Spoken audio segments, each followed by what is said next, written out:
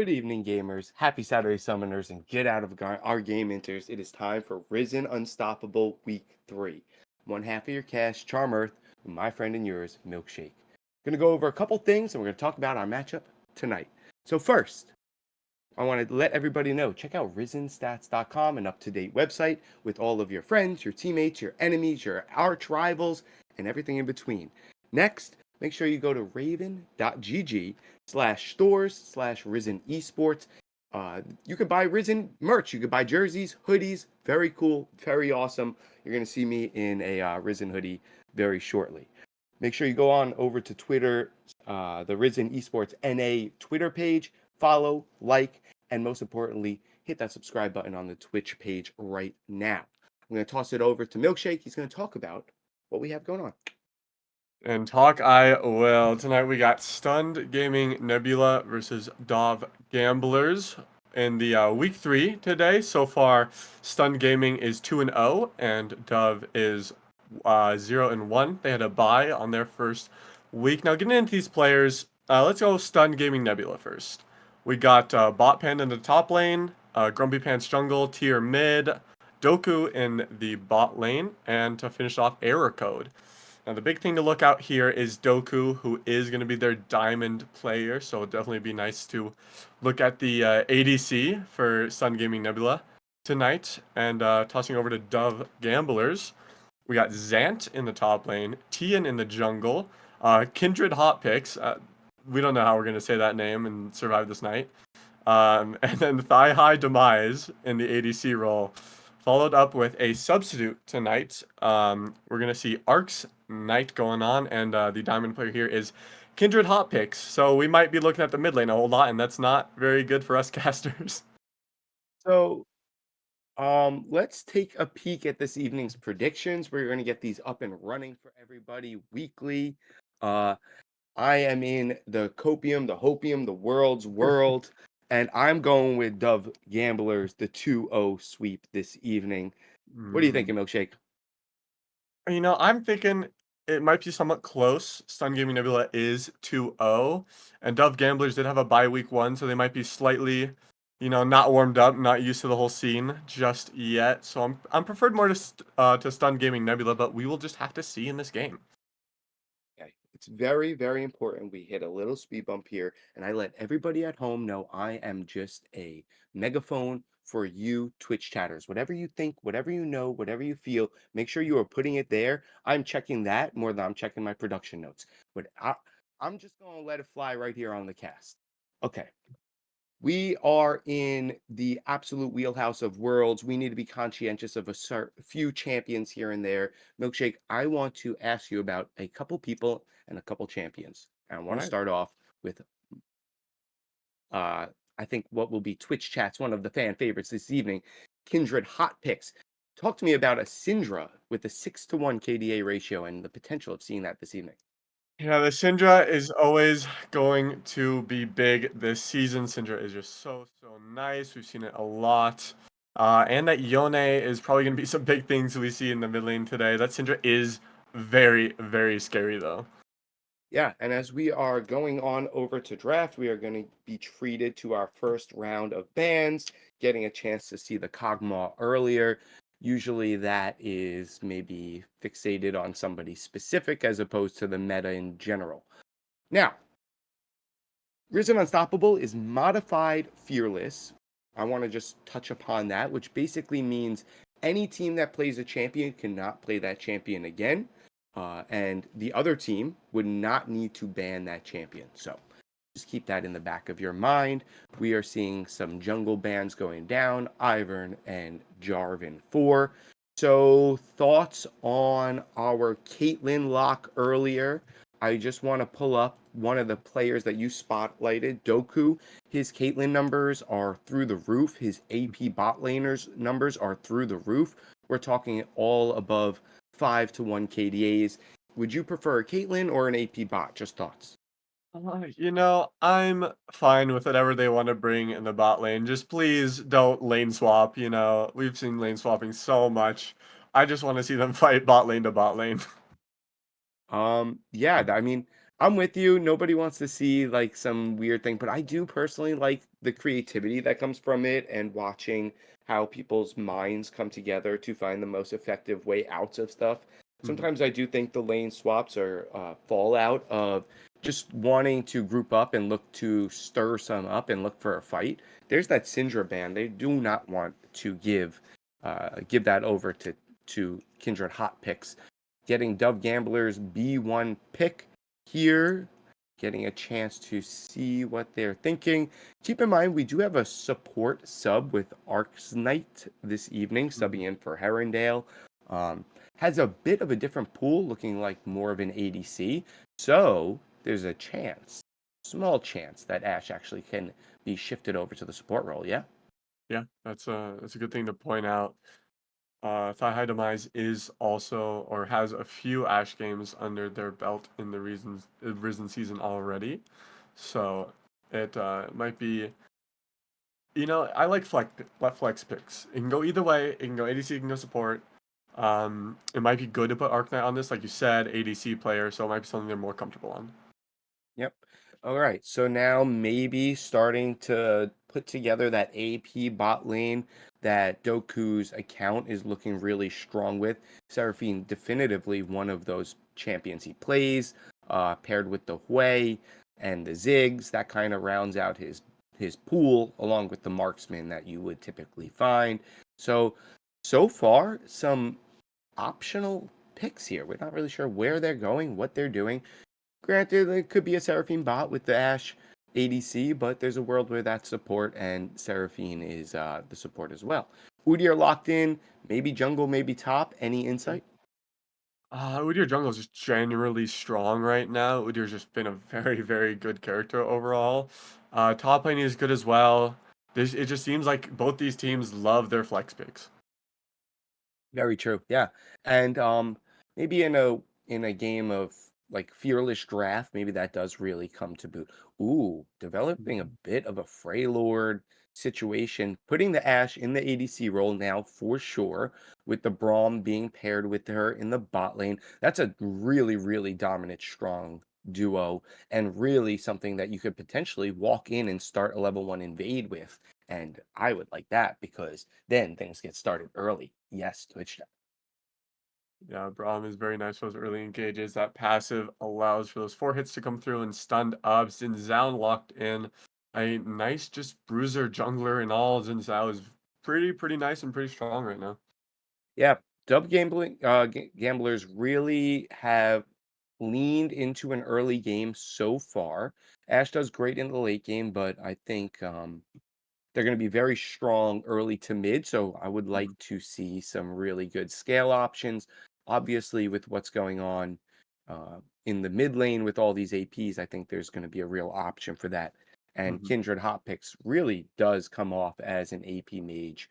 Looking at the Syndra, the Ari, and then you know what? The more I talk about it, he does have a bunch of AD mid laners that would be fun to see. The Aurelias, even the Fiora and Riven, maybe leaning over to the mid lane. That would be fun to see. Would be very fun to see. Yon locked in for Sun Gaming Nebula. Tier rocking Yon. I mean, Yon is just so strong. You really see a whole bunch of Yon and Syndra this season. They're just so good. Absolutely. And you know what? Like, just to be fair, Yon can also be flexed over to the top lane with the Mhm. potential of having Udyr run around the jungle still. So, Stun Gaming, with a 2-0 start to the season, that undefeated beginning, really showing that they are going to leave you up in odds, left up to questions during the draft. So, I really like seeing this so far. We'll keep that in mind going into game two. This is a best of three this evening.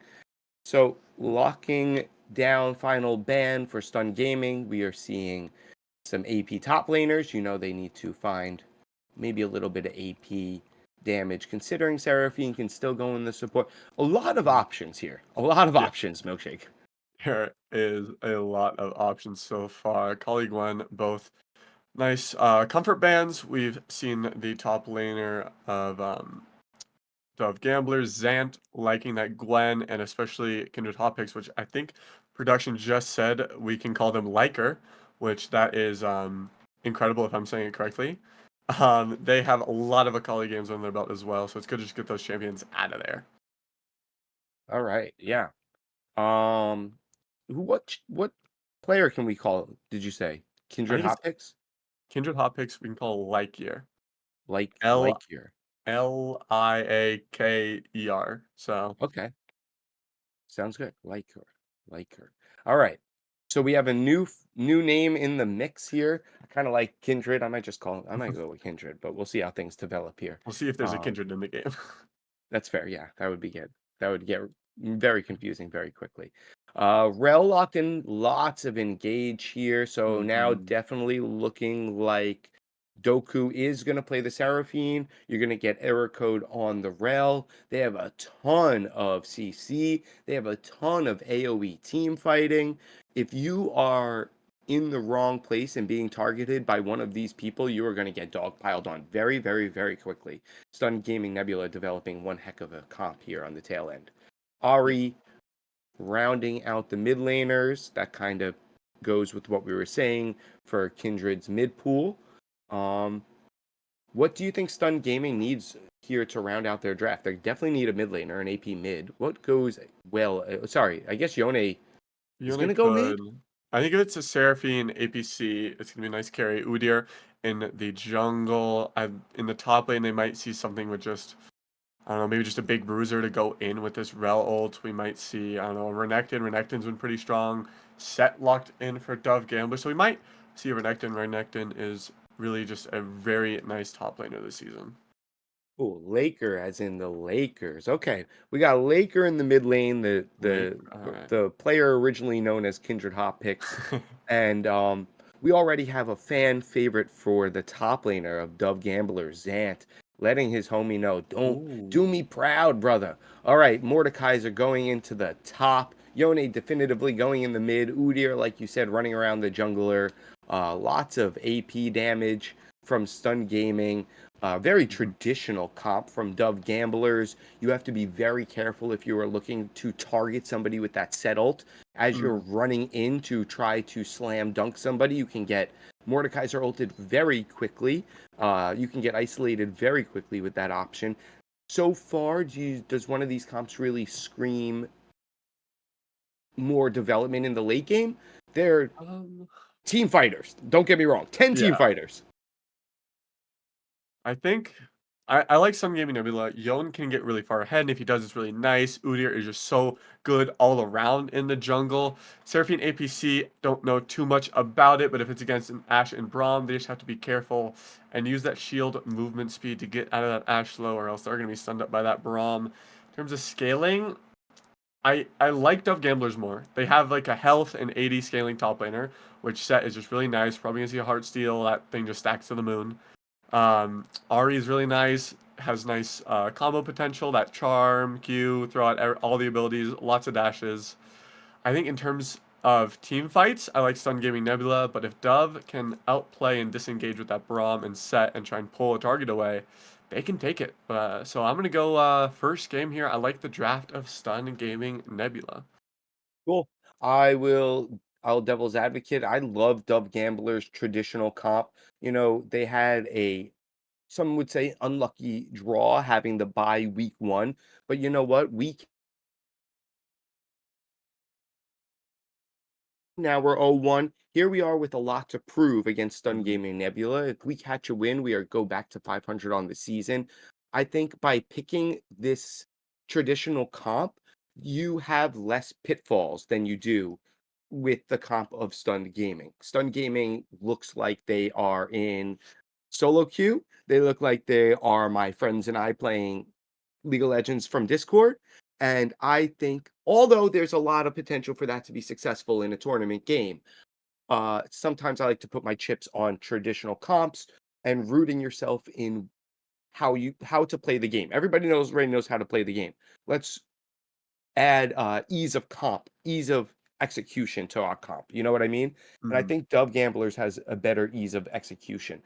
Uh, I really like press R comps where it doesn't take a lot. Let's just all press R and do stuff together. And I would say that I think Stun Gaming Nebula has a really, really strong press R comp with Mordekaiser isolation. Rel jumping in, Yone jumping in, and Seraphine just punching people in the mouth with her musical notes.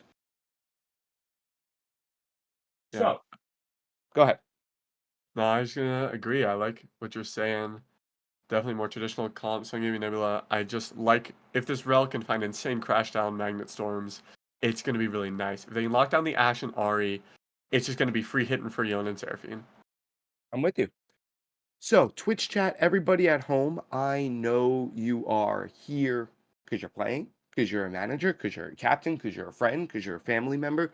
I need to know who you are and what your relationship is to certain players, or skip out on the relationship part and just tell me some inside scoop.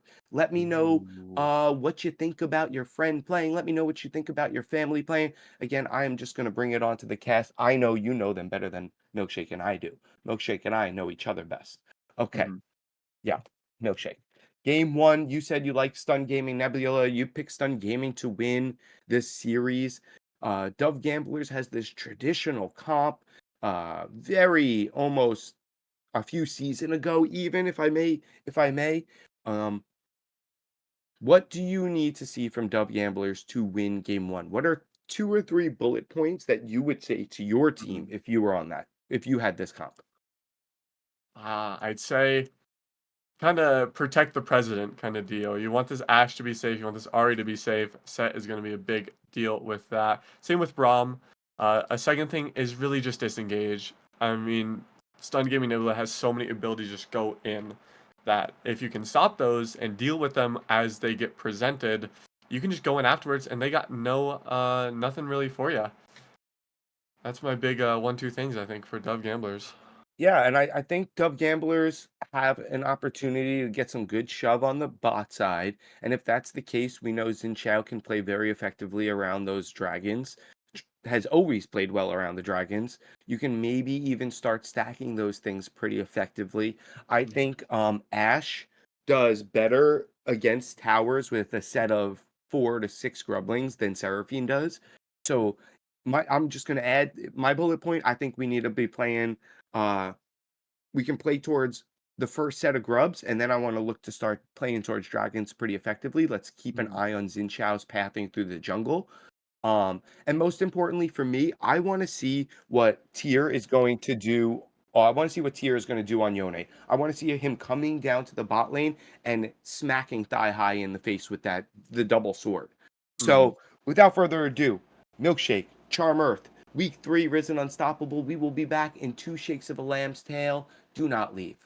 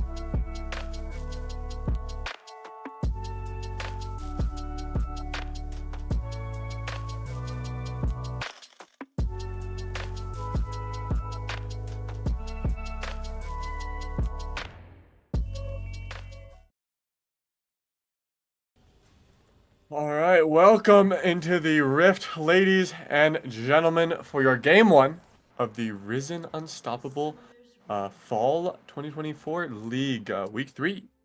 This will be Yeah, a pretty fun game as we see some shenanigans in the top lane. yeah. Milkshake and I were lucky enough to be with everybody here in week 1. We will be with you on the odd weeks, week 1, 3, 5, 7, 9. And if you need to know odd numbers past that, Bot Panda. Uh-oh. Uh-oh. Bot Panda hit with that Braum Q. Gonna get slowed.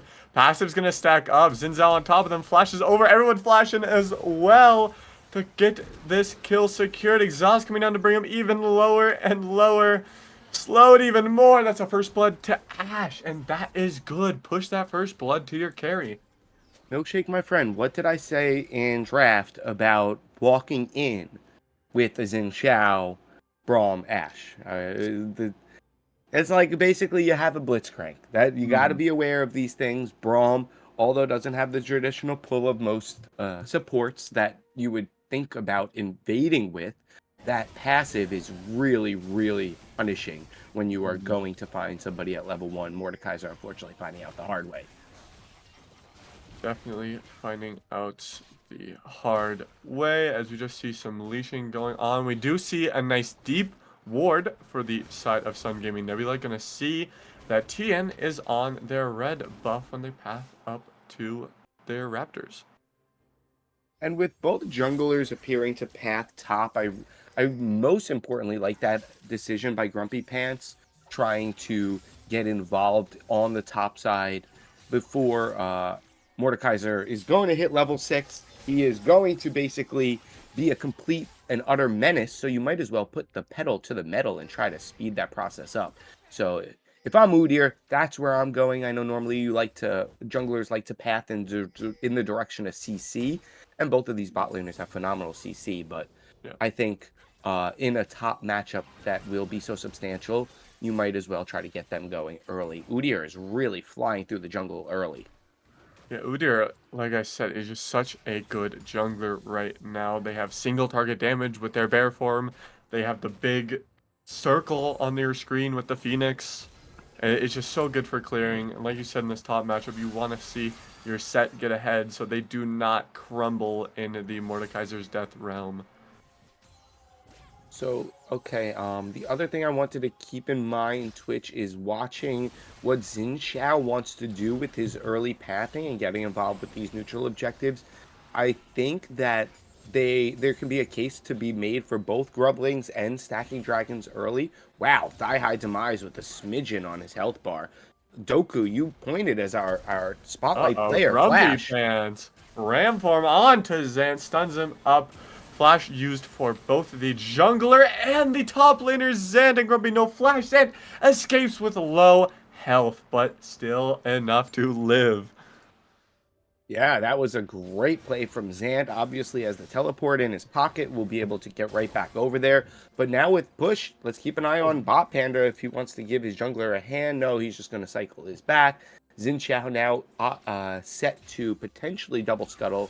Going to go grab that Gromp, make sure he doesn't skip a camp.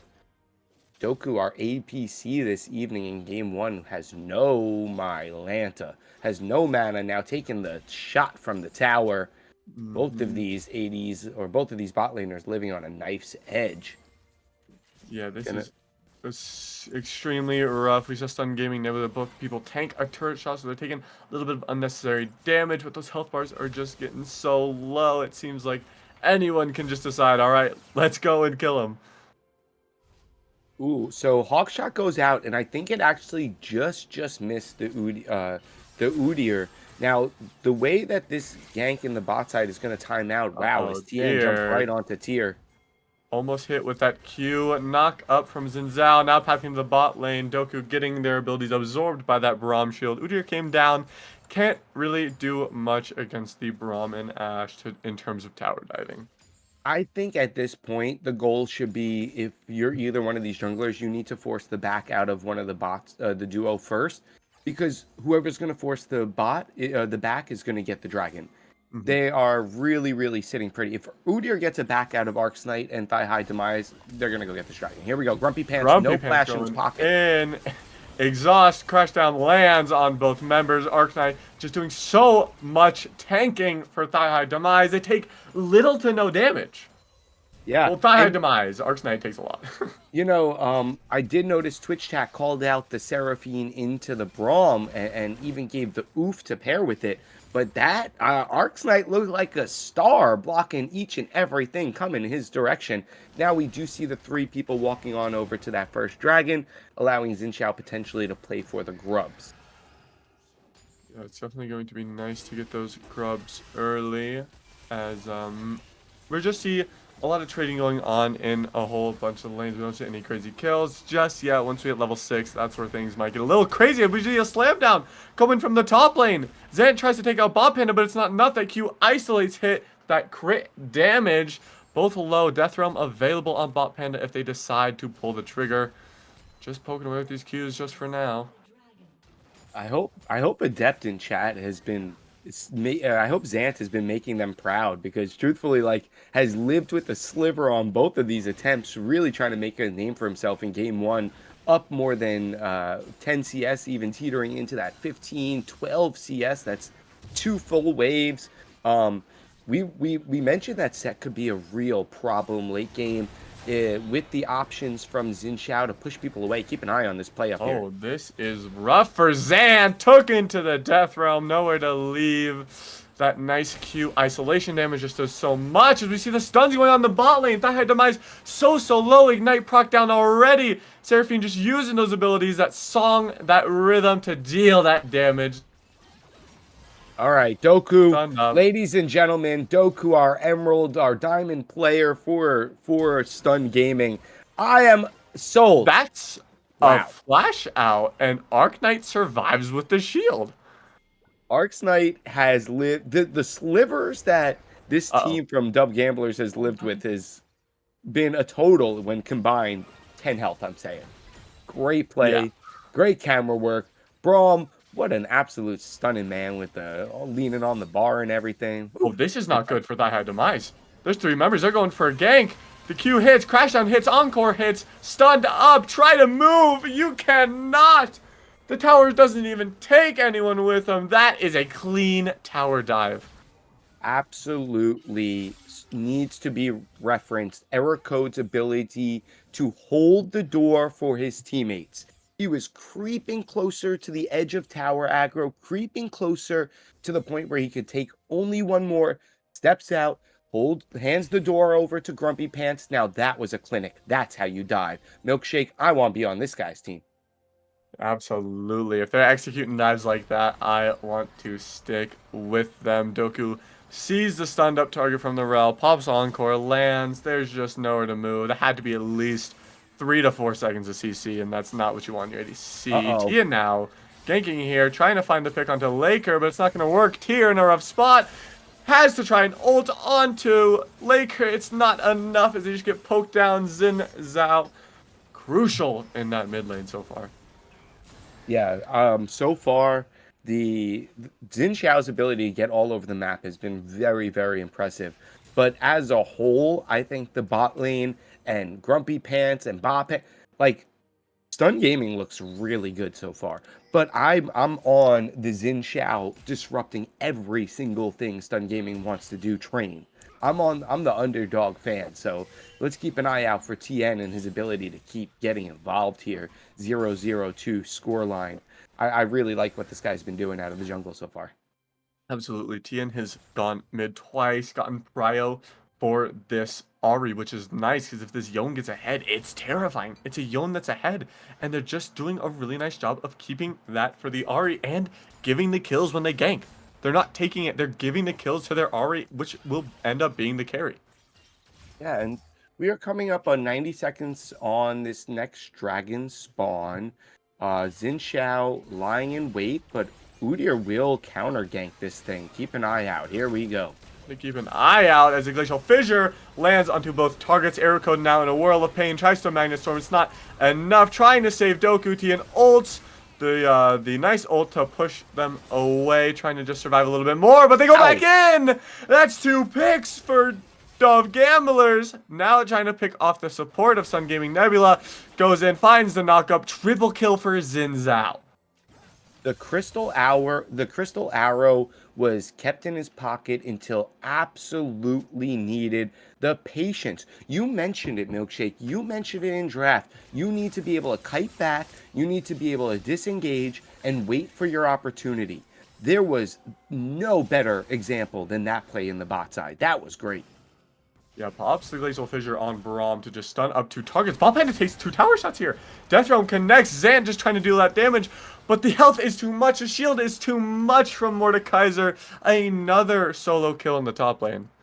I really, really like the vision. I really like the attempt. I really like the idea. Unfortunately, falls just a little bit short in the 1v1 on the top side. But that's not going to slow down DoV Gamblers from playing for the second set of grubs. Now Tien, with his eyes set on Tier, trying to put a tear in his eye. Okay, so we did mention that Ash is going to really potentially take over the game if he gets a hold of these 6 grubs, and it looks like Xin Xiao, Braum, and Ari are going to hand those right on over as Doku proceeds to punish the bot lane. Now up almost 20 CS, almost all the plates going over there. You are seeing the gold lead being around that 500 mark on over to Seraphine. But across the board, the gold is kind of teetering towards DoV Gamblers. What catches your eye? What's scary to me and what catches my eye is the Mordekaiser just having a little bit of a gold lead. They're able to punish this set so well. Now with the items, they're going to build towards a Rift Maker. Who knows? A Leandries, a Rylai's. It's all just scary mage items that it's difficult to deal with, especially with Zant on set. They're going to get slowed up and burned down. You know, Milkshake, we got to take a second or two and spend it on my favorite people and yours, the Twitch chatters. Mhm. Let us know who from the winning team, as things are developing through the evening, who you want to hear from in an interview. Whether you want it to be Bot Panda, Grumpy Pants, Tier, Doku, Ericode, or Zant, Tien, Laker, Thigh High, or Arcs Knights. I just listed all 10. I don't know. I just kind of felt like doing it because Yeah, all of these people are special this evening. gotta put all your cards on the table. Amen. So whoever you want to hear from, please don't hesitate. So far, I really, really like the gameplay of Doku. I'm thinking Tien would be a good snag. His ability to play across the map has been really interesting. I know we're only less than 15 minutes into game 1 of week 3 here. Who has been catching your eye, Milkshake? I think just so far, I'd have to agree with Tien. He's been doing a good job. He's just everywhere all at once, and we see that Death Realm popped in the bot, or the top lane, sorry about that. Pulled to just give him a little bit more CC. Has a shield if they want to pop it. Doesn't actually have it. I think the cooldown was not up yet, but Bot Panda, with that Rylai's, now it's even harder to run away from him. Now we pan near the bot, or the mid lane, and Grumpy Pan's just clearing a ward. So we are starting to see a bit of a hole develop in the top side. Zant now wishing he might not have taken so many fights against Bot Panda. Now, you know what also kind of stinks? The QSS problem with not being able to get out of the ult. Merc Treads is really nerfed. When you find yourself in an 0-3 hole, it's not going to feel any better as the game goes on. But credit to Set for maintaining really, really tight CS. In an 0-3 hole, he is actually on par with Mordekaiser, and although the gold from the kills is over there in the pocket of Mordekaiser, not being in a CS hole to boot is really important. Yeah. Yeah, it's definitely important. I think it's kind of scary in the bot lane as well. Blackfire Torch already is going to burn a hole through Braum and Ashe. Braum is very nice to deal with that. Like we've been saying, the shield blocks a whole lot. There's a lot of scary things going on right now, if I'm being honest. They have scary first items. These mage first items are very scary. So today we had a full DoV Gamblers invade where we did find Bot Panda on the top side. They were able to use the Braum passive to snag the kill early. That's where that one death has on the Mordekaiser was being found. Oh gosh, a great Tier rotation. does a great job. Soul Unbound dodges The charm doesn't even get hit with it. Tries to ult over the wall, but Laker stops him in his tracks. The crystalline arrow tries to find him. Yone is just escaping every bit of CC he can.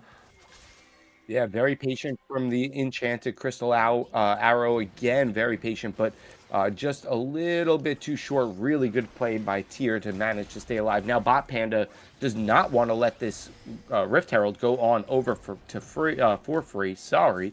Mordekaiser does have ult in his pocket. Maybe It's a looking for TN. 4v5. Crash down landing on the back line. That is 2. Actually, just the front line can't get all the way in. Tier landing onto Thigh High Demise, trying to get them poked out with that Soul Unbound. And they just run through the likes of DoV Gamblers. 3-0 so far. Chasing down this Ashe. They have to give it up. You can't really catch an Ashe.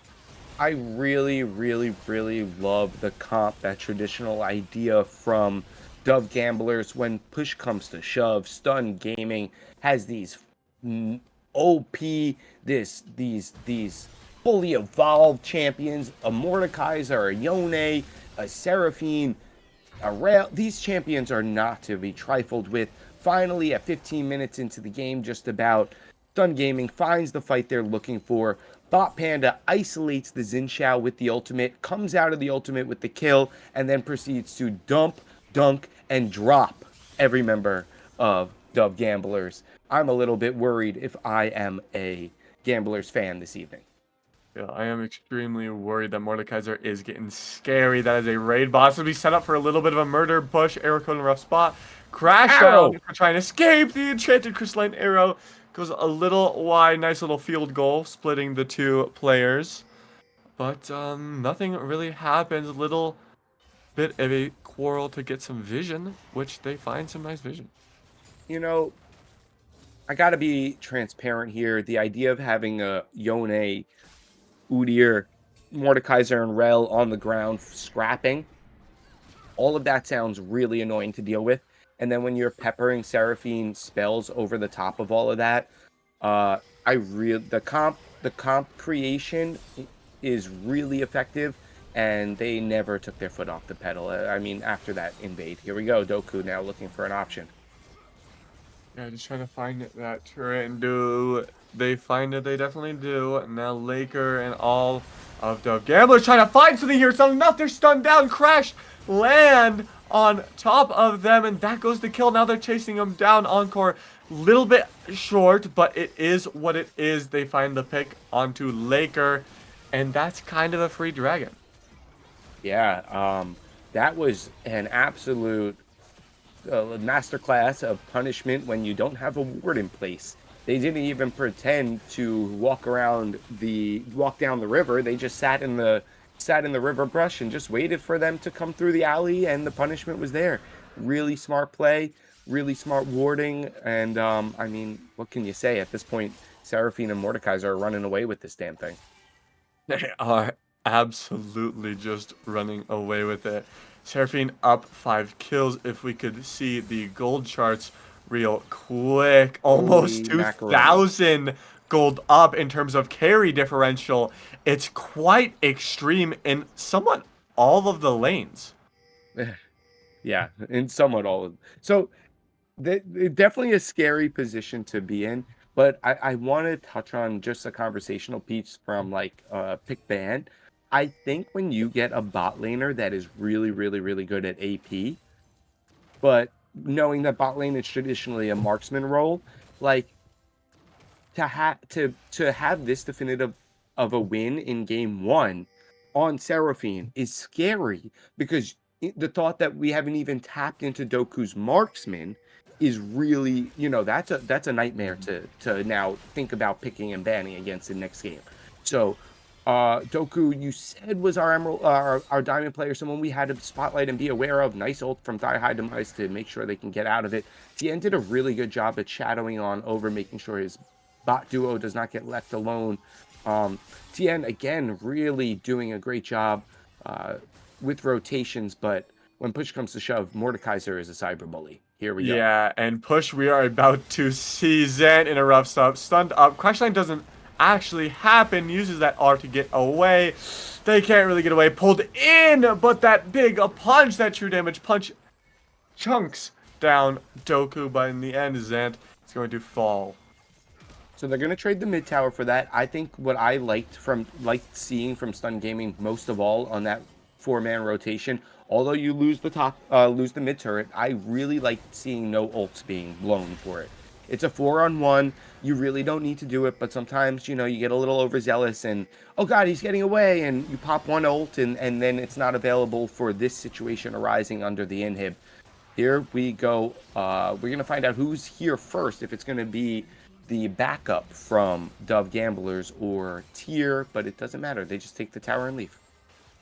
They do just kind of take the tower and leave. Might set up for a neutral objective. Now that they've pushed in these waves quite far. Top lane's the only thing that isn't quite pushed in. But all in all, I think they are starting to run away with this game a little bit. Sorry, I was letting Twitch chat know I love them the most. I love you, chat. I definitely see the Doku interview, the Tier interview. We have some options. I think they're both great options. I would like to see how game 2 plays out and see what pick Doku makes. I like always hearing from players that reveal a lot of variety, because I think that yields a good conversation about choices that they made or things that they saw to make those decisions. I don't know how many bot laners we have in chat, but if you play AP and AD, hearing somebody's vision on why they went a certain direction could always be helpful to us, or you, or me, or us again. Yeah, it's nice to hear how these players play in a tournament setting. It gives a lot of insight to people who might also want to try out the tournament for themselves.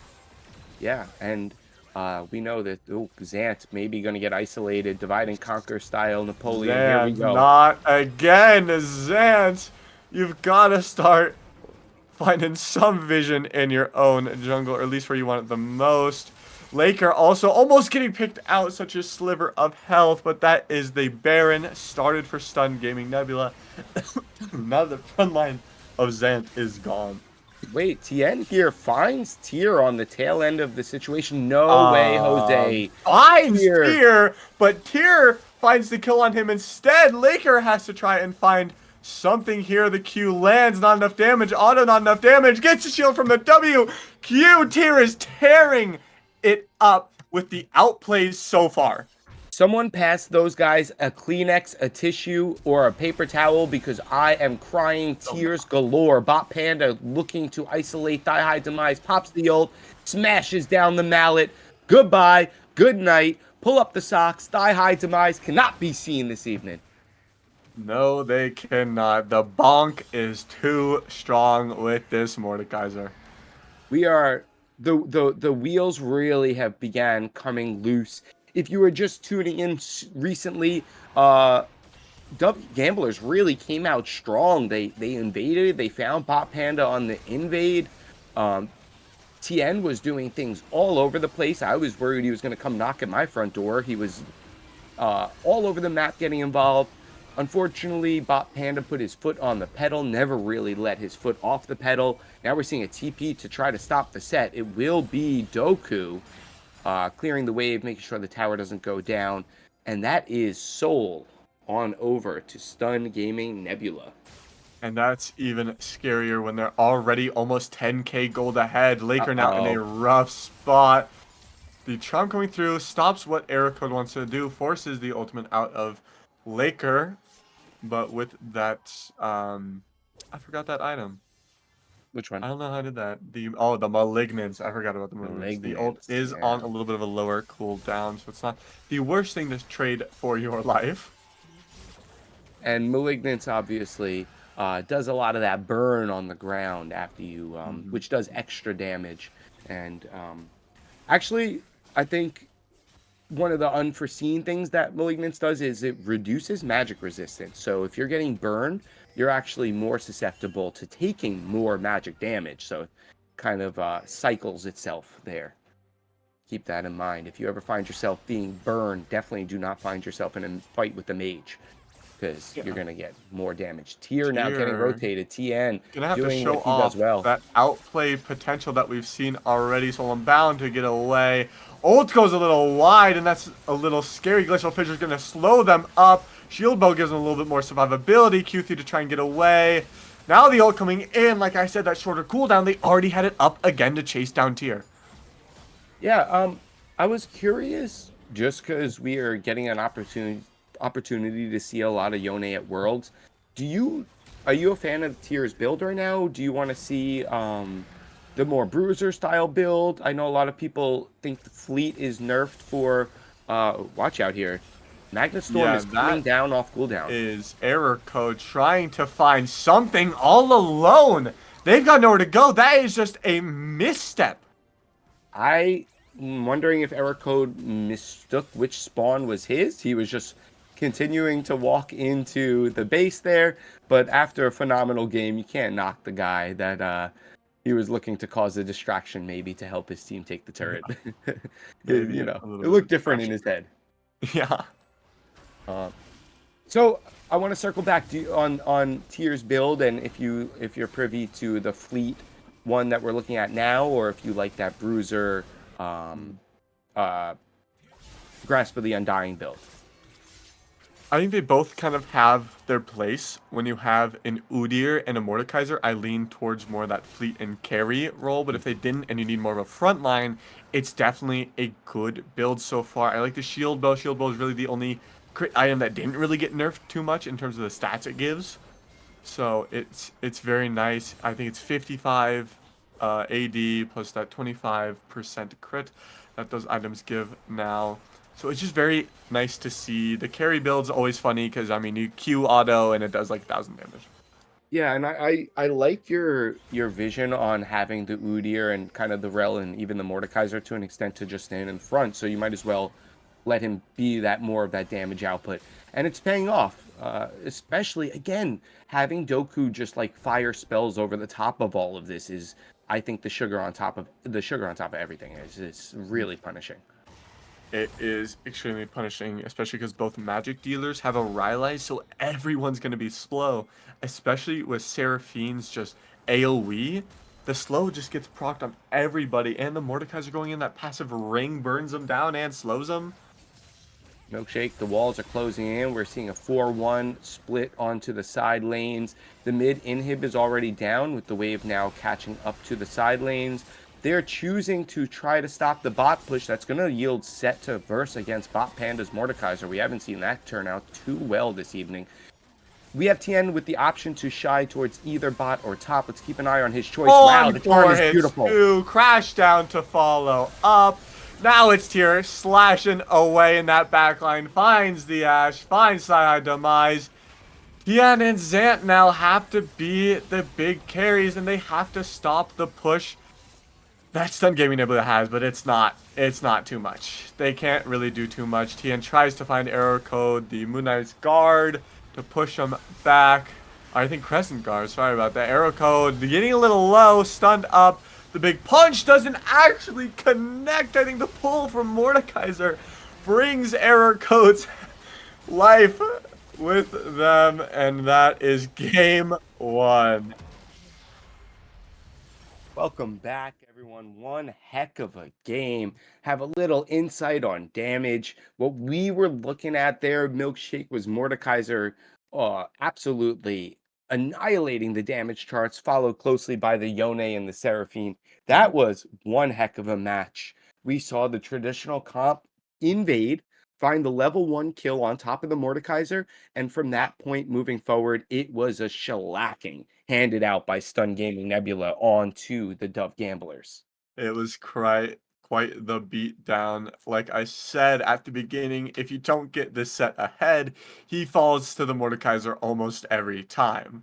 And that is just what we saw. And in the bot lane, we saw the Seraphine just do so much. The AoE is so strong, and the Yone did what they needed to do with that carry build. You need to get onto the back line, and you need to kill them while the front line is distracted with your front line.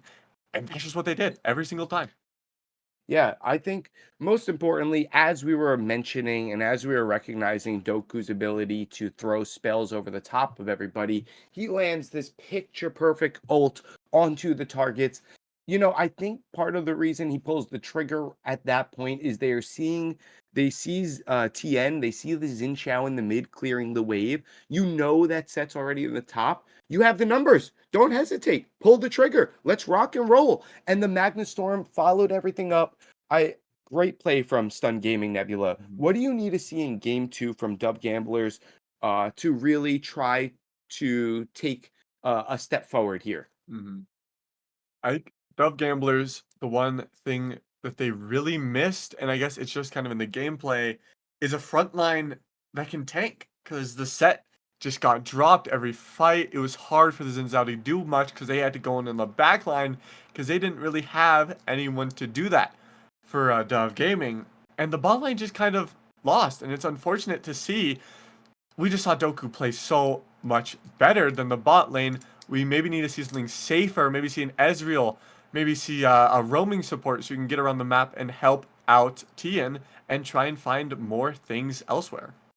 So again, I think I really like that conversation about pick ban chat. You can let me know what you think. And I believe that when your bot lane or when Doku puts that much pressure on your bot duo by whipping out an APC and not even revealing what marksman he wants to play first, that is a really, really, really scary future for us.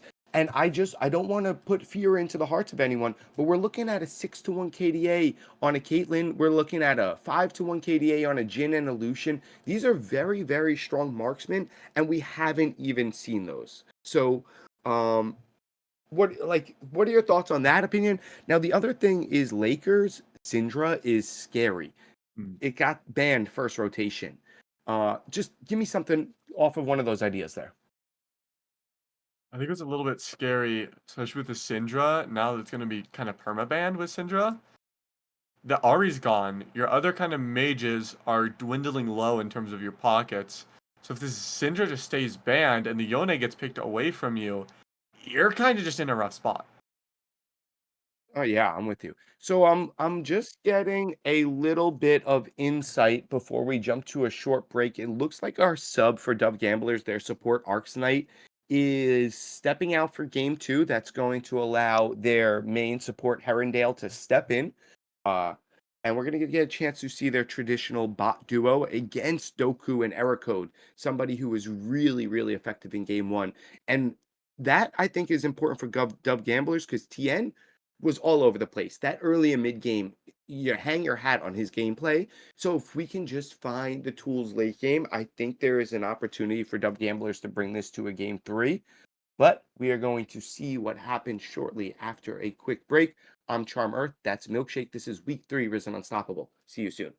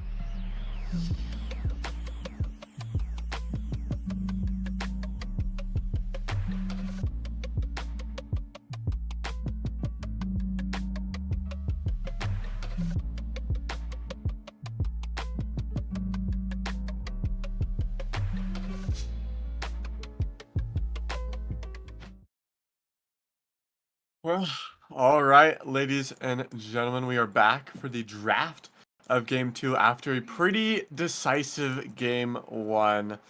I mean, I'm just a little scared if I'm Dove Gamblers because that was a scary first game.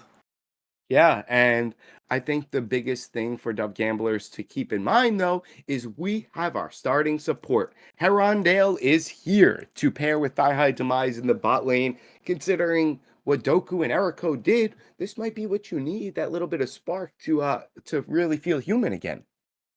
Yeah, it might be exactly what you need. Now with this fearless draft, once we get into the draft, you will obviously see what characters they have picked already. If you can't remember it too much, as we should Cool. pan over quickly That here is cool. to the fearless bans for game one, as Yeah. we'll see the Mordekaiser that was so terrifying in the top lane doesn't even need to be banned away because it's already banned.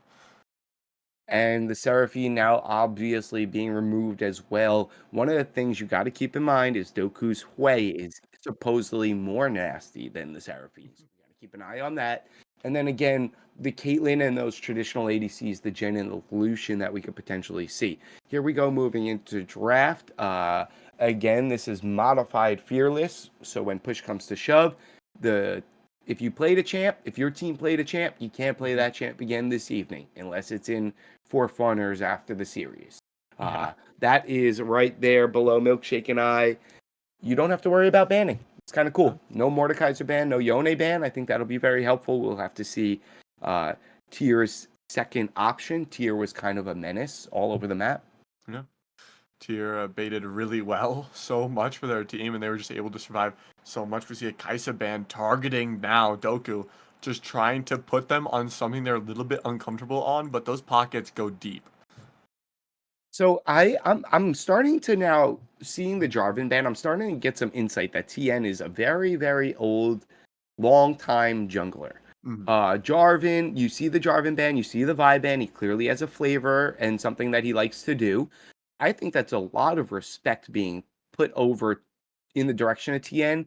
Seeing these bruiser engages get banned 1-2, seeing how effective he was in game one. I mean, and to circle into his champ pool. He has a 9-1 KDA on the Jarvan. Get that out of here, bro. Yeah. The Jarvan might be terrifying already with the performance he's been putting up. It's even more scary. The EQ over the walls. Syndra, the locked in. Tier on Syndra is scary. Taking it away from Laker.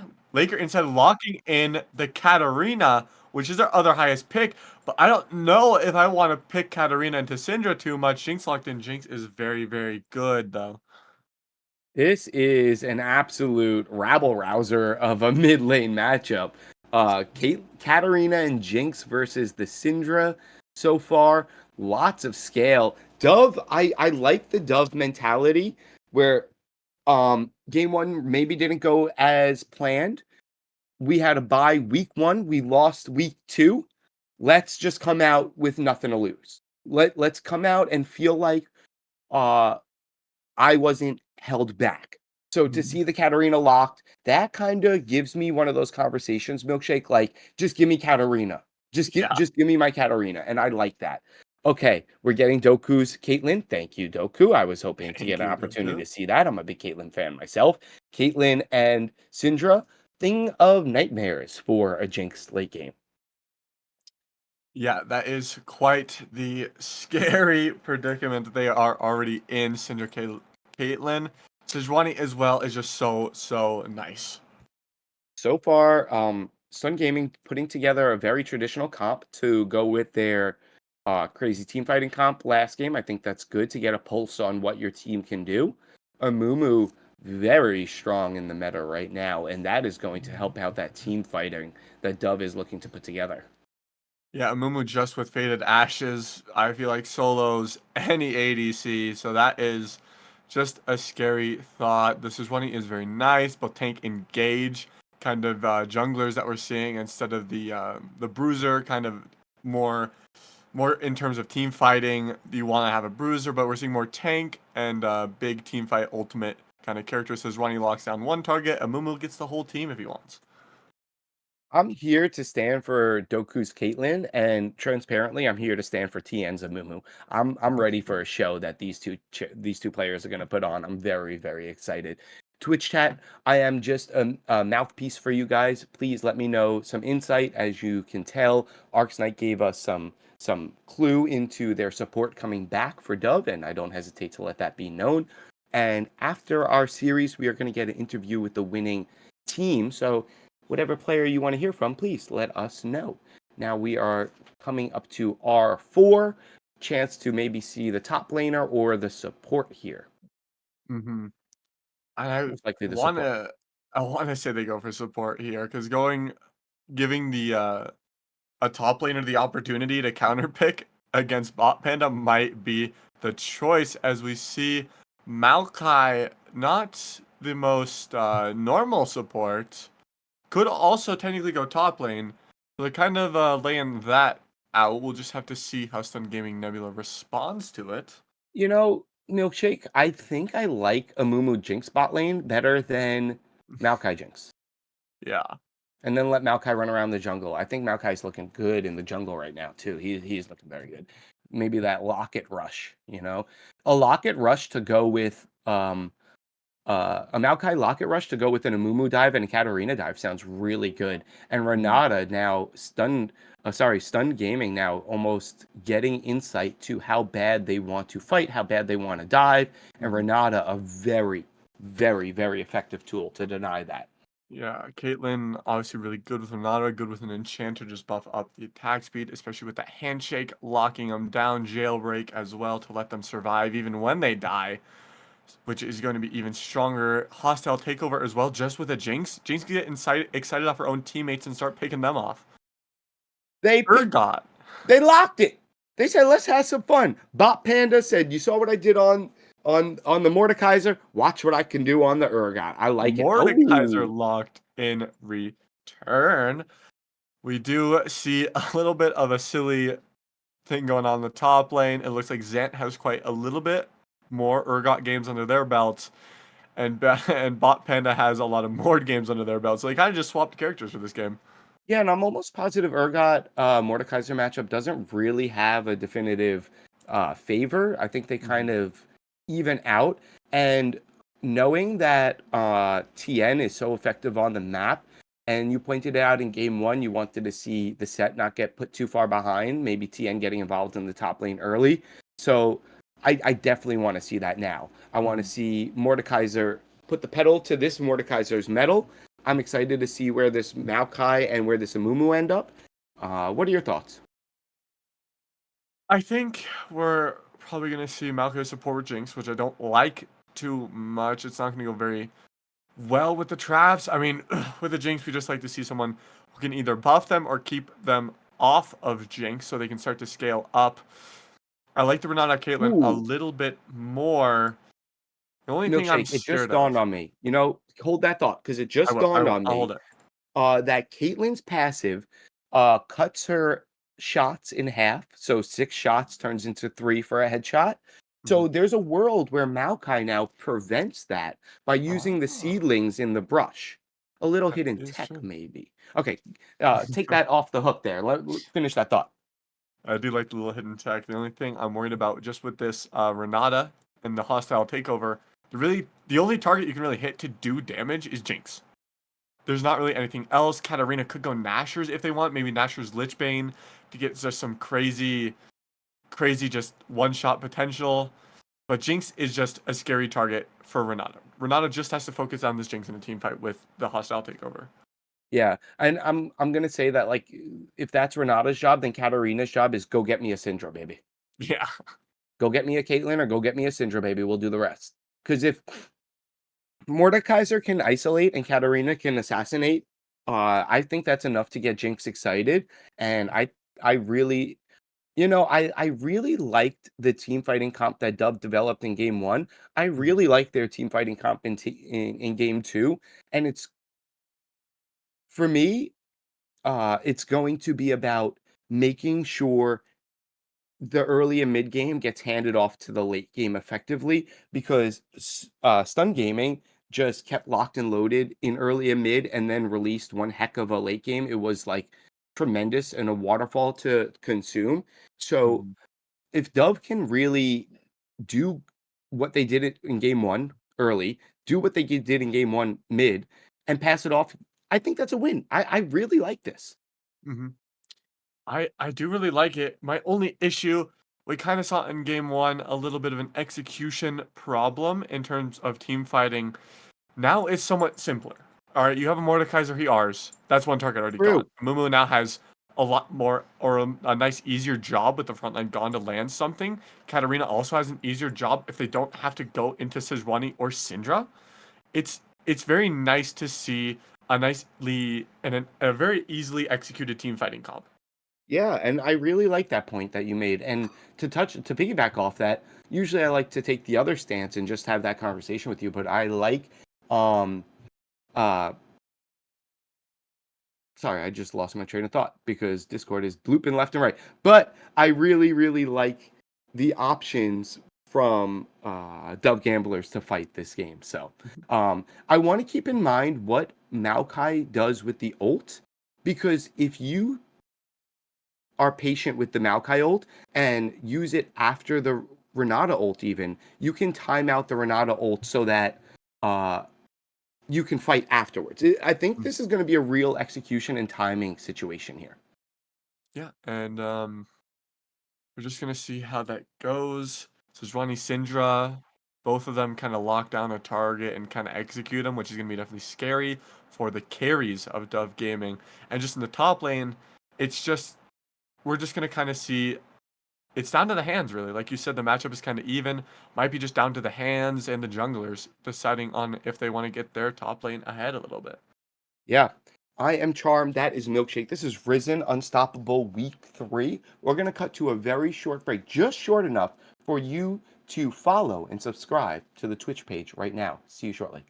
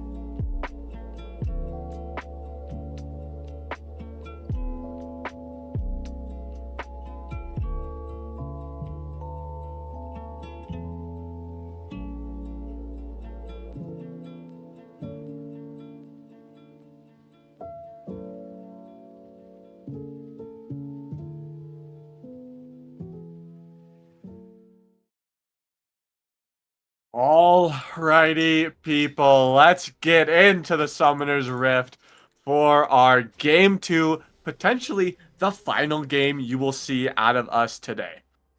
I personally, when you come in and bring us into the game, I just want to start chanting in the background, like STN, DOV, ST. I just pictured me in Twitch chat just chanting.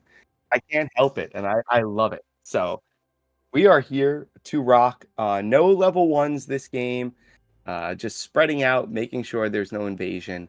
I've been very privy to watching how the junglers start. This is a very non-leash heavy needed patch. Mhm. Amumu is probably going to go start the Raptors by himself. Sejuani will never say no to a leash, but I don't think she'll get it. That will allow TN to absolutely dust this Sejuani across the map yet again. Oh, nope. Mhm. Amumu taking the red.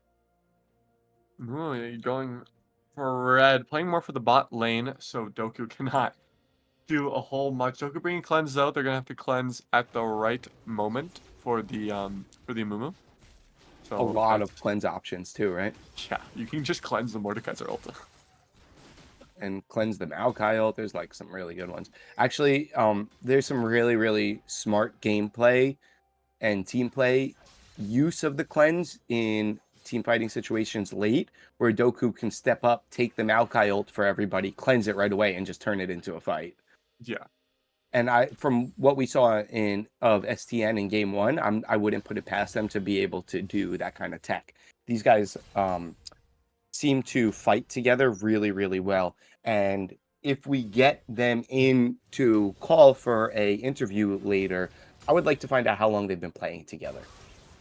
Yeah, they seem very coordinated, very in the same mind, kind of minds interlinked. You know, they all have the same goal. They all have the same plan to get there. So I did do a little research on the Katarina Syndra matchup. Katarina does have obviously like solo kill uh, power over the Syndra, but late game, if Syndra holds that ult, there's a world where Katarina just gets absolutely annihilated every time she goes in. So we'll see how that plays out. That's definitely going to be something to look towards, especially with Laker in, I guess, the favorited more in terms of this matchup, just because of the diamond. You know, they have that higher, I guess, level, but we've just seen Tier do some crazy things. Yeah, So I I'm am with you. looking forward to seeing Tier. All right, so Amumu going almost to timeout very nicely with the bot side. Get an opportunity to see what he wants to do there. Amumu also absolutely annihilates Grubling, so I want to keep an eye out for TN's pathing in regards to that direction. Kindred now jumps in. Grumpy was waiting in the brush for that opportunity. Here Oh we go. no. The stun's available, but they're not able to do much off of it. That E-stun lands just at the wrong time, whereas they're under tower. I like trying to get your mid lane ahead. I like getting the Syndra ahead early, but clear your camp, says Ronnie. Your blue buff is up. Yeah, I'm with you. And the timing was really, really stunted. Actually skips the blue buff, goes for the scuttle, now looking for Xanth in the top side, but does get warded out from the pixel. The dash forward, flash to Force make sure they flash. survive. Yeah, forces flash off Zant, which is now good for this Urgot because they're able to go in without the fear of them just dodging the flash. Tien now. Tyr is in a rough spot. They're going to have to use the scatter to dodge at some point. Tyr just holding it as much as they can, saving it for the Katarina if they go in. Amumu doing a nice bandage toss on the minions to get back to the lane and get away.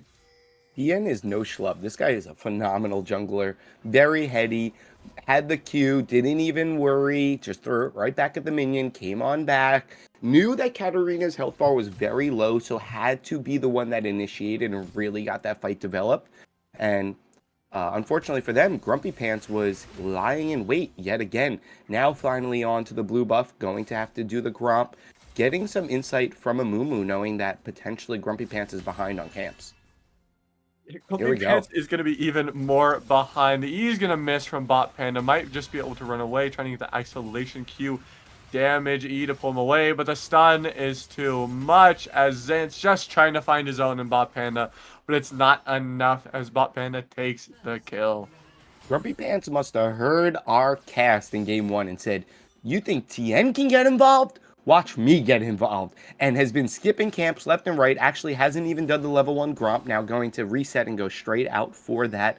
Most likely dash over the wall to take out the wolves first.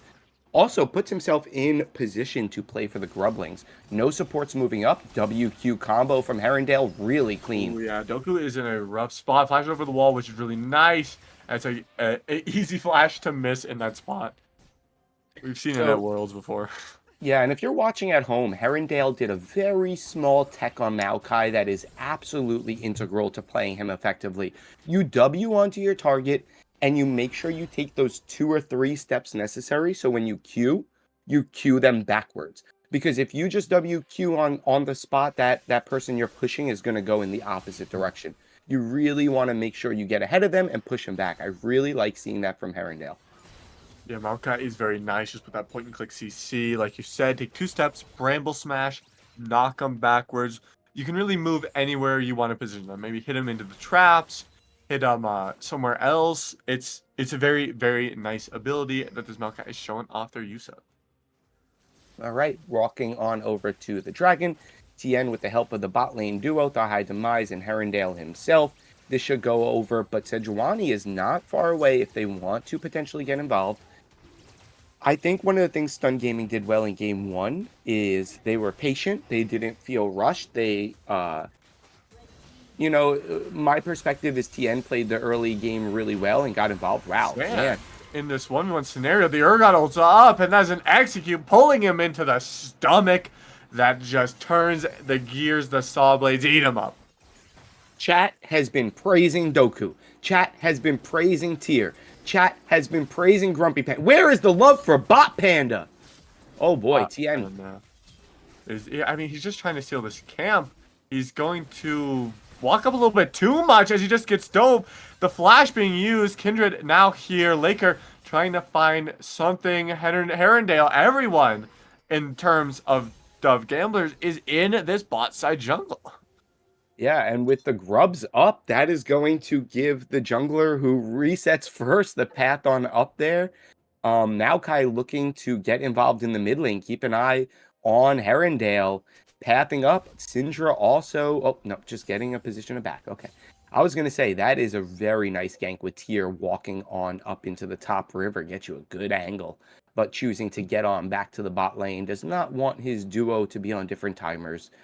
I kind of like the idea of Herondale doing something in the mid and then just translating that into a Grubs push. But Yeah. uh, with that being said, they do not want to allow Doku to get too far ahead, which I can't blame them. No, you can't blame them at all. Doku has just been putting up performances. That first game, they just played Seraphine really Oh nicely. no.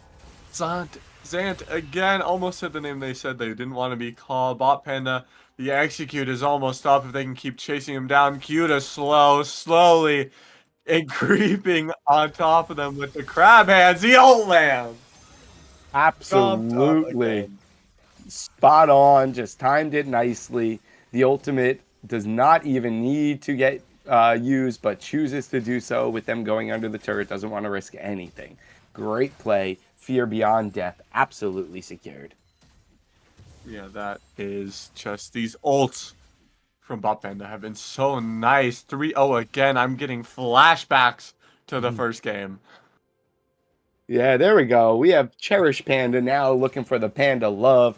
Come on, ladies and gentlemen. Do not hesitate to let Twitch chat see it. You know, these players halfway through the week, whether they're willing to admit it or not, they like to watch the cast that they're on, that they're being presented on, and they like to read chat. They want to see the love, y'all. And they deserve the love because, you know, this is not normal League of Legends. This isn't just chilling. There's practice Oh, involved. Herondale, the that's handshake. Herondale. We don't even get to see it. Handshake pulls him under. Tien now going for Tier. Grumpy Pants is here as well. The Glacial Prison is gonna miss.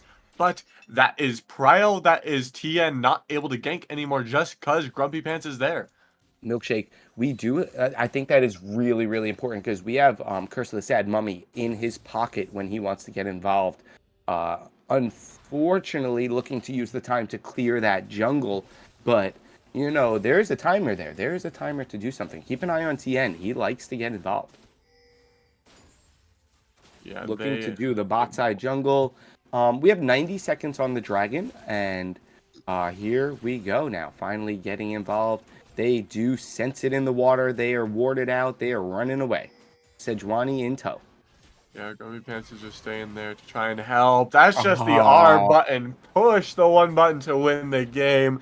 Now Tier slightly ahead of Laker in this mid lane as well. Grumpy Pants has an insane timing here, especially with the flash from Herondale. High Demise is in a rough spot. Herondale soon to follow. That is just positioning from Grumpy Pants. TN's here just maybe a little bit late as a hostile takeover takes him away. Curse Sad Mummy finds two, but you can't do anything off of that. Oh, and the flash, High Demise, the ult snipes him away, the oh. teleport, the answer marching one by one into Doku. What is happening? Doku's Caitlyn now pushing 5,000 gold, a 1,500 gold lead. That is a tremendous lead for the Sheriff of Piltover. I mentioned in game one that Doku's Seraphine was an AP carry, and usually these bot laners that can play APs are just waiting for an opportunity to play their marksman. And this Caitlyn shone, shined, and glowed on the op.gg page. Doku making sure people know his name this evening. Doku is making that name heard in the Twitch chat and in this game. Risen Esports, as a general, Doku is tearing it up. Doku is just playing so well. Tier as well. In tandem with Bot Panda, this team looks unstoppable. Our undefeated team potentially going 3-0 on the season. Now, I need to talk about DoV Gamblers, who potentially, if we get an undefeated Stun Gaming, will be 0-2. That doesn't mean diddly because they had a bye in week 1. That means in week 4 you need to come back, and with a win you're 1-2. That's not even a big deal. Here we go. The Error bandage code is in a connected. rough spot. The bandages connects Nature's Grasp right on top of you. Error code's gone. Trying to use Jailbreak for something. Lethal Tempo proc now, and Jinx excited. They're going to be able to clear that wave pretty fast. And with no one to help Doku, it's a little scary. I think now Tien is getting the right idea, making sure he gets his Jinx ahead. What's going on in the top lane needs to be addressed maybe later, and a good way to address it later is having a really fed Jinx. So might as well get that girl going. Oh, Glacial Prison over the wall. from out of sight, out of mind, Sejuani is there to help the mid lane. 0-0-5 scoreline. I mean, if you are just tuning in, the scores from STN is absolutely hard to digest if you are a Dove Gamblers fan.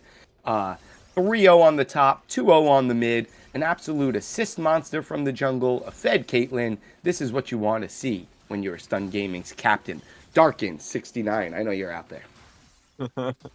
Hopefully he can hear us and hear his team, because they are absolutely tearing it up in this series.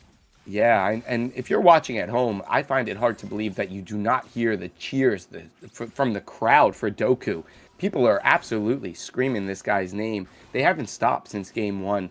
Doku, Tier, Error Code, Grumpy Pants, Bot Panda, an absolute stunning game two so far. 9-1, almost a perfect game coming up on 15 minutes. They are 5 Grublings, 1 short of perfect. The only thing is they have given the Dragon Zone over. Zant. Bob Panda in a rough spot. Grumpy Pants is here. No Glacial Prism yet. The Huge. shutdown. That's what Mordekaiser can do. Even if you get ahead, the Death Realm is his. Now with Tien and Herondale in the bot side.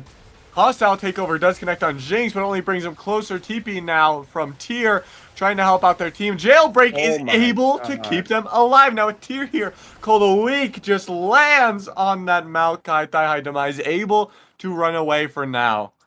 An absolute heartbreaker situation. Milkshake, I'm the man of many sayings. Almost kills will be the death of you every game. Almost kills will be the death of you every game. And Renata is the queen of almost kills. Refusing to go down. Puts the passive on herself. Gets involved in the kill. And there she is with a quarter health bar. Man. When Jinx gets excited on that play, it's a completely different situation. Absolutely. It's something that's absolutely game turning. Because Jinx just gets excited, just scales that attack speed and takes over games. Now, I want to bring something back that we did in our first week one, and You that know is it. Boots Watch. We are That on arena, Boots Watch. little bit of no boots action. Yep, we are on Boots Watch. We love Boots Watch. We are past that 12-minute mark. She does not have free boots. And she is already a champion that wants to move around really quickly, especially into a Syndra with all the balls all over the place. You know that movement is effective. Let's see how much it hurts her when Sejuani is looking for the gank in a very short amount of time. Wow. That's just a solo kill. Syndra is just, it's solo kills off the board. This Syndra is playing so insane. Katarina falls. I don't know why we're picking Katarina into the tier. Syndra that you left unbanned. Tien now in a bad spot. The scatter lands. Herondale's here to help out. Grumpy Pants now to force them back. Able to help Tier survive. Herondale just ignores that. Goes on top of them. Curse of the Sad Mummy yet to be used because it's off cooldown. The TP in Grumpy Pants just displays a we were talking about Tien last game. Grumpy is everywhere.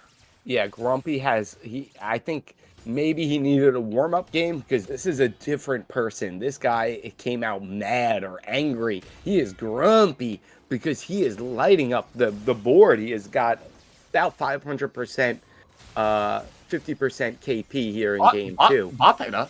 Wow.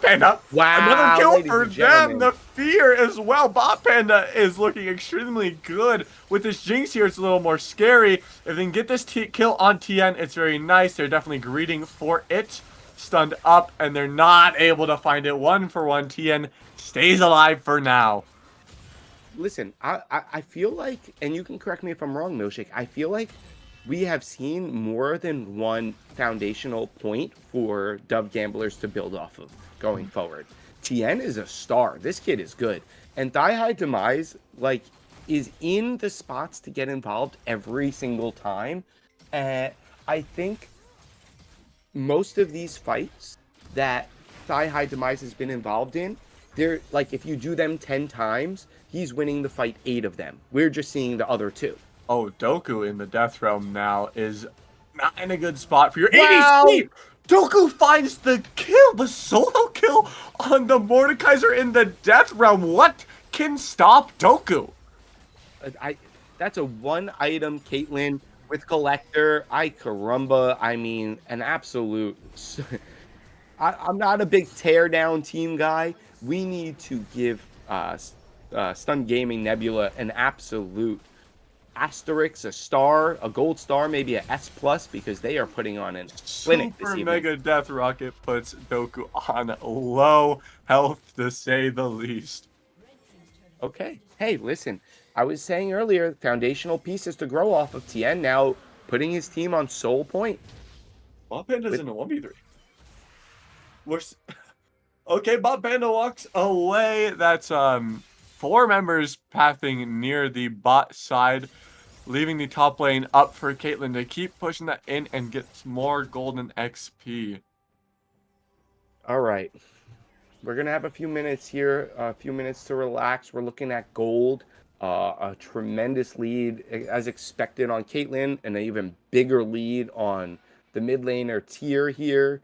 Wow, we are looking at potentially one of the best teams in Risen Unstoppable fall season right now. Bot Panda in a 2v1. Bob Panda's in a 2v1, tries to ult, I think hits a Mumu, but it doesn't matter. Still kills him anyway. The fleeing procs, and that's a kill going to Caitlyn with the snipe. Doku's even more far ahead. This team, I mean, to talk about the not even the slogan, just what this naming is about in this league, they are unstoppable. Well freaking said. There are multiple no deaths on the side of Stun Gaming. I love the Sejuani scoreline. Doku now might get isolated. Doku's in a bad spot. Opts to save the... Oh, they don't even have cleanse up. Never mind. Ignite proc. Jailbreak gives him a little bit more attack speed to tear through Herondale. Grumpy able to get there, able to secure the kill. Doku's still alive. So game one, I think the early game was really well played by DoV Gamblers, and the wheels came off late. Unfortunately, the early game was dominated by Stun Gaming in this game, and now we're watching the wheels come off again a little late. It's this game is not as representative of what the Gamblers can do on the Rift as game one it was. So, like, if you're just tuning in around these 20-minute marks in both of the games, it looks way worse than it is. The early games and the mid games are working. They're just they're falling apart a little bit late here. And again, it's really important to find those foundational building points. And TN is a foundational building point, like all heck. Not to mention Thigh High Demise and Herondale, I think are a solid duo. But they just happen to run into potentially the best bot lane duo in Risen Unstoppable fall season, straight up and down. Yeah, it just seems so difficult to deal with. Like you said, the bull points, Tien, the whole team, I'd say, for DoV Gamblers is finding rotations in places they want to be. They're just not able to execute too much. I will say they're 3 Drakes up. It's 0 to 3 Drakes, and if you're looking at the scoreboard and you're seeing the gold and kill difference, I don't know how that happens unless you just have better positioning. Yeah, and I mean, like, there's a world where Jinx and Katarina are going to be happy around 35 minutes. So if you need to, you can give this next strike over. That's even okay. I think there's nothing wrong with that. They haven't give up any inhib turrets. Like, they're slowing the game down a little bit here. What we don't need to do if you're the DoV Gamblers is try to walk towards this Nash, because you know as well as I do, Stun Gaming is setting it up, and a fight in that region is going to give the Nash on over. That's going to expedite the tail end of this game. We need to play smart and play safe and plan for 15 minutes from now. Yeah, it's definitely on this next drag. It's Soul Point, so it's something that Stun Gaming Nebula has to fight over. Grumpy Pants in here finds Herondale, the stun over the wall from Syndra to help him. Hostile takeover is just locking them down. Tien follows suit. That's a double kill for Doku again. 10-0 looks unstoppable. Zant now trying to do their part, just trying to stop what they can, and they're scattered from tier, pushing them back and further away. Twitch chat, do not hesitate. Start spamming his name and our name and your name. Doku! an absolute star this evening, 10-0 on the Caitlyn. Something that we spotlighted as a champion he might show up and kick butt with, and there it is. Hard to digest if you're a DoV Gamblers fan, but the building point is we have a 2-1 Jinx, we have stacking Drakes, we have something we can do and build off of looking ahead into next week. We just verse this undefeated team. Like, I'm telling you, Milkshake, we're gonna get to the end of the season. We're gonna be talking about Stun Gaming Nebula still. Yeah, I want to be talking about this team because they are showing performances. I mean, just look at where the kills in gold sit in your carries. The only kills that aren't really where you want them to be, I guess, is the Urgot, but he earned those kills. He just solo killed so many times in the top lane. To just get those kills, it seems so crazy where they have placed these kills. Yeah, so now they are looking to put pressure back on the mid. At some point, I want to see STN start using their lead and playing around this Nash. We are seeing the pings go down there now. Caitlyn absolutely annihilates Nash. There's kind of no reason to wait. With the help of Renata, she's going to really kill this thing. Here we go. Yeah, that Baron is just gonna get taken down. Bob Panda putting so much pressure as well. They are having a hard time walking up to it. Renata and Bot Panda making sure that they mark people coming through the jungle here on the flank. Super Mega Death Rocket does spot it. Yep, and that built the courage to walk on into the jungle. Unfortunately, Herondale is going to get the short end of the stick. Does get away on the tail end. TN now in the middle of people he does not want to be involved in. Thigh High Demise shooting over the top, but it is not enough. Down goes Amumu. Kindred Hot Picks looking for an opportunity. Yeah, Laker just kind of running in there, tries to ult, gets blown up by Tier Glacial Prison, finds the High Demise. That's paying to be a game if they can find these two picks. With the Baron buff as well, this wave is just going to be pushed in like no other. Not even the Death Realm can save him too much now as he takes anyone here. And I think he just gets solo killed. It's just a rough spot for DoV Gamblers to be. Trying to pick down Zant. Finds the Death Realm onto Tier. Tier just has to stay alive. Flashes the Q. Finds a Q of their own. The orbs are stacking up and they survive in the game. The series goes to Stunned Gaming Nebula. An absolute star, our spotlighted player this evening, put on a masterclass in our bot lane. A subbed in support in game 1, punished. A starting support in game 2, punished. Doku is no schlub. Milkshake, talk to him. I mean, Doku just puts up such a good performance. You see them solo kill even in the top lane, pulls into the Mordekaiser ult, and still finds a way to outplay. Bot Panda putting up the most damage because this Urgot just found solo kills against the Mordekaiser. A healthy target, you're just going to build damage up so much. Shizwani now, Grumpy Pants, finds the roam, finds everything you could want in a jungler. And Error Code, the jailbreaks, I don't know how many people they saved, but it was enough. The attack speed they give to Caitlyn, the survivability just in case they get taken down, this Renata is so good paired with the hyper carry that Doku is. Absolutely. And I don't, we've talked so much about Tier. We talked a lot about Doku. Error Code, there's no ADC that becomes the beast that they are, a bot laner that becomes the beast they are without the support. But my sleeper is Grumpy Pants in game 2. That dude was all over the place. We were praising TN, and he immediately took the name out of our mouth and said, say my name instead. And he rightfully earned it. And one last thing I'll say about Grumpy Pants is Caitlyn, ult, point and click. Those Sejuani ults were aimed and spot on every freaking time. I gotta watch my own back. That thing might come over me if he's aiming. Holy macaroni. All right, Milkshake, talk to the people at home. We're gonna start setting up an interview. Yeah, we're gonna be looking for an interview, but I mean, this is just what a good game too. I want to see the hit percentage of those Sejuani ults, like you said. This guy has been hitting aim labs for League. He's just absolutely finding everything. I mean, it's just such a close game. We've been talking so much about Stunned Gaming Nebula.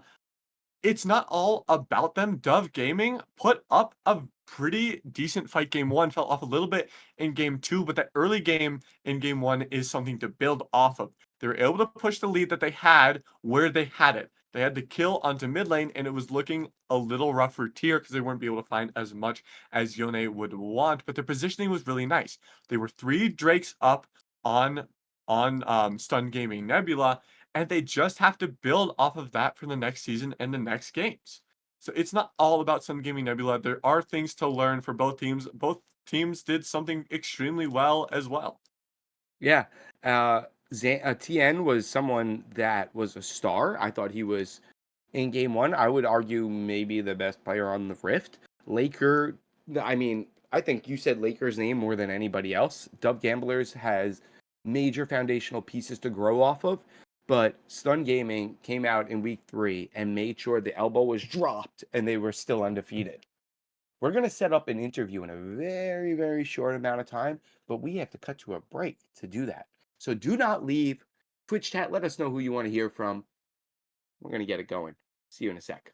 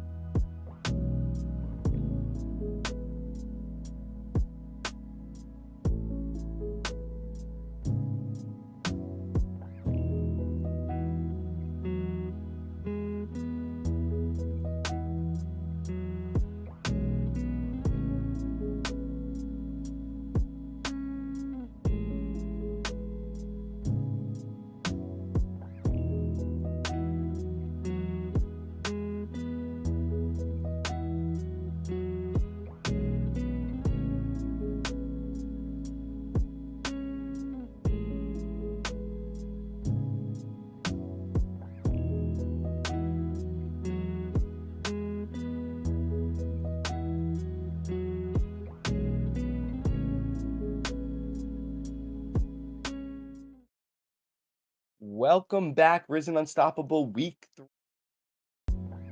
Your friend and mine, Milkshake.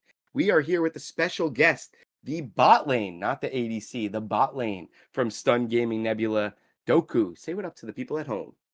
Hey, how you guys doing? How you guys doing? Appreciate Dude this. is a week 3 champ, an absolute star on the Sheriff of Piltover. Milkshake, I'm going to toss it over to you. Give the homeboy a question. I got one pretty specific question for you. We saw near the top lane, I can't remember what, I think it was maybe near 15 or 20 minutes. You got ulted by Mordekaiser. I mean, I want to hear the plays, but first of all, I want to know your fear. You know, you get ulted, like 10 is so much fear, you're quaking your boots. 0 is stone faced. What was your fear there? I think it was pretty like a solid 3. I expected to get ulted, but not that early, not in that fashion. I like under tower, I was expecting to get like pulled in and then ulted, but he ulted earlier. Nice. All right. So for me, I love a bot laner that can shy into AP carries. And then I love, like, it's almost like you're locked and loaded with that traditional marksman later. In a vacuum, game 5, back against the wall.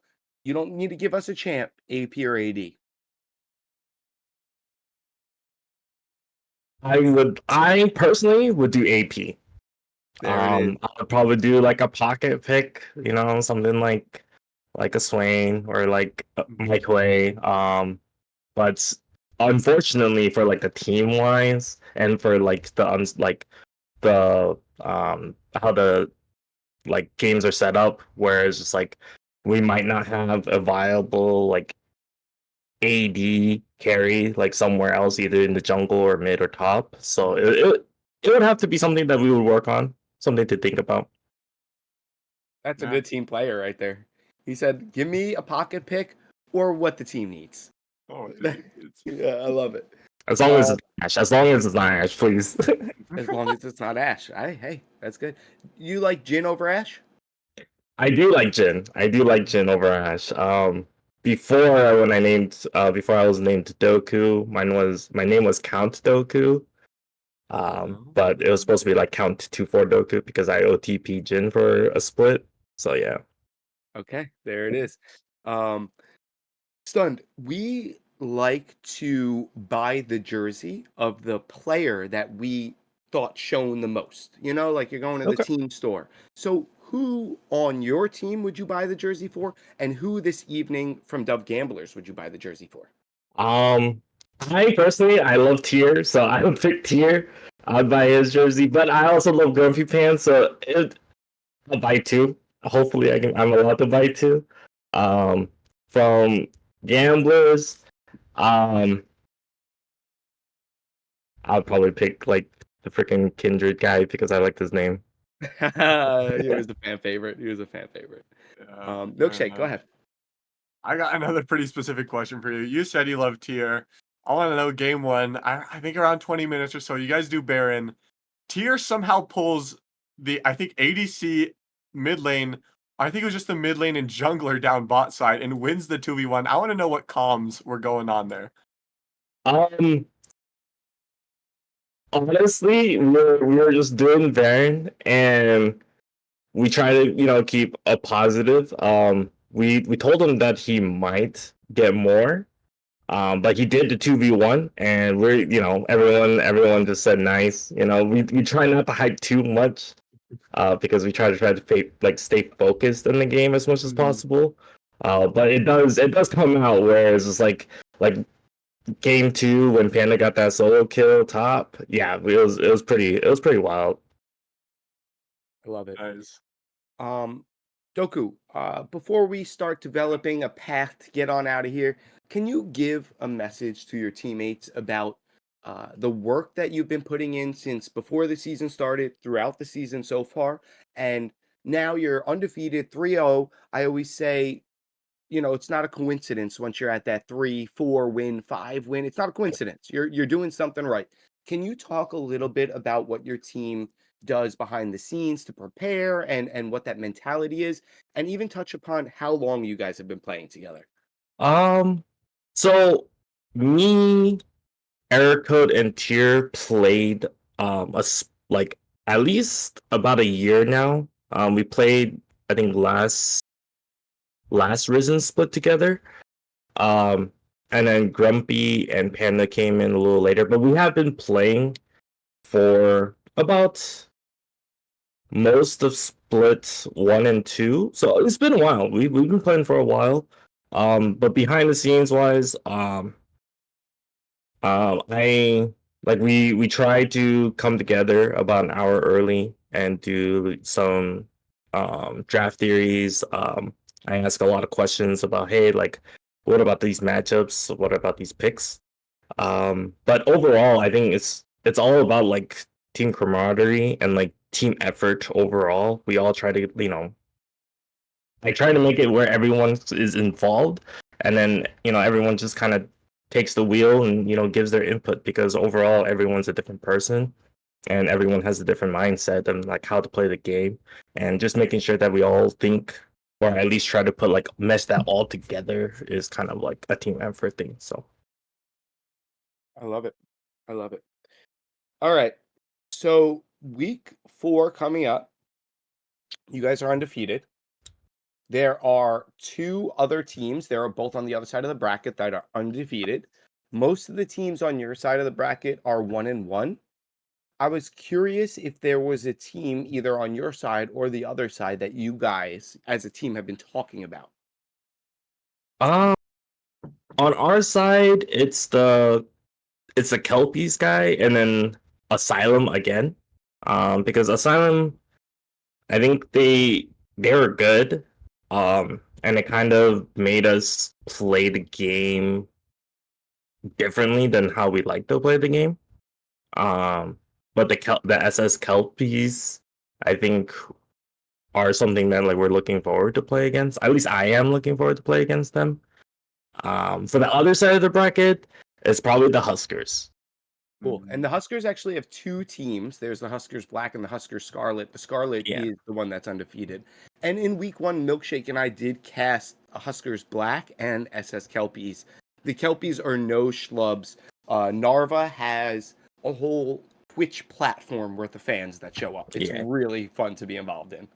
Yeah, I mean that's that. Yeah, I kind of I do a lot of, I guess you can say like scouting on my own. But yeah, I enjoyed that game too, and I enjoyed the SS Kelpies, and then the the Husker Scarlet is, it seems like, because they're the, I think, sister team, or I don't know what you would call them, but I'm excited. I'm looking forward to it for both sides. All right, Milkshake, one last thing in your direction, and then we're going to toss it on over to Doku to send his love, his appreciation, and any other words he wants to his teammates. We're going to get out of here. I just kind of want to know what you said to Grumpy's to change him from game one, just kind of farming, Yes. to just game two, just missing camps just to gank lanes. That was a different person, Doku. Yeah. I think Grumpy is, he can switch on and off between what the team needs. He's a great team player. Even in calls when there's a point in time when bot side was, we were having a slow push, but we didn't know where Amumu was. And like I asked, like, hey, can you come bot? Is there a possibility that you can like hover? And he was just like, do you need it like right now? And I was just like, actually, we're just gonna push. And then he was like, okay, that's cool. But he was willing to skip camps. Like, as long as you ask for him, he will show up. Nice. Like, he's like my grandma was when I was a baby. Yeah, he's like the mother of the group. He's nagging at him. Hey, come here. Look, we need help. And it's just like, okay, I'm coming. All right, Doku. I'm assuming we're gonna see you around playoffs time. Milkshake and I are with Risen Unstoppable all odd weeks 1, 3, 5, 7, 9. In case you didn't know your odd numbers, can Okay. you sense? Can you send some love into the direction of your teammates? A little bit about the hard work, a little bit about what you have going forward. This is your last chance to address them on cast. Send the love. I mean, I love all my teammates. I appreciate all the things that they do, and sometimes I draft wrong, and I appreciate that they don't flame me for it. But overall, I love you guys in general.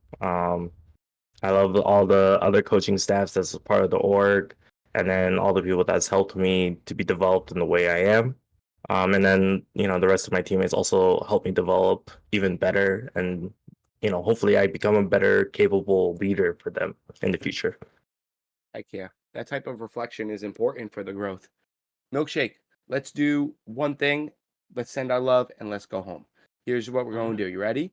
Yeah. You can go first or second. You can pick. Give everybody at home one bit of advice for real life and one bit of advice for Summoner's Rift. Would you like to go first or second? Ooh, I'll go first. Go ahead. I think a big life lesson that I have been learning and struggling with just in general is just balance. You got to balance everything. You don't want too much of anything.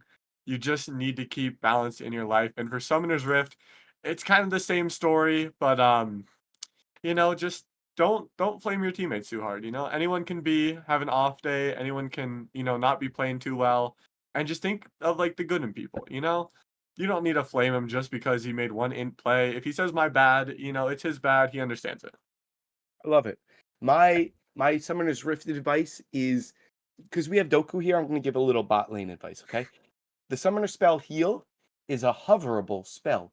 So if you put your mouse over if all of your teammates are in a group, whoever your mouse is hovering, when you press Heal, gets healed. Pretty good, right, Doku? Yeah, that's actually really smart, because I did know that. So, but it is great to be remembered of small details. Hey, I had an old boss, Doku. He said the small details add up. At what point do you want to say the small details become a big detail? When I think when it matters the most, when it starts like when it's at crunch time, it's the small details that When you're matters. a 10-0 Caitlyn. Yeah, when I need that heal, please pick me. My real life advice is going to be just remember we're I almost said a curse word. We're freaking playing a game.